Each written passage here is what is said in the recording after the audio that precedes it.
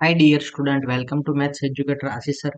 हम standard 10th के math के चैप्टर नंबर 15 स्टैटिस्टिक्स चैप्टर का मोस्ट इंपोर्टेंट क्वेश्चन यहाँ पे सोल्व कर रहे हैं। तो हमारे पास यहाँ पे क्वेश्चन है, in the formula of x bar is equal to a plus sigma f i u upon sigma f i into h, u i की वैल्यू क्या होगी।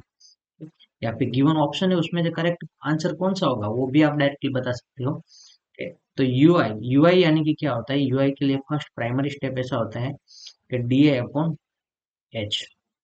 तो नीचे एच तो होना चाहिए, तो ये दोनों आंसर में एच है।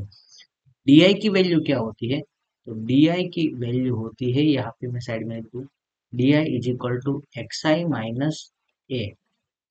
तो यहाँ पे x i minus a d i की प्लेस पर लिखेंगे, x i minus a upon h. कौन सा ऑप्शन होगा, सेकेंड ऑप्शन है x i minus a upon h, जो करेक्ट आंसर होगा।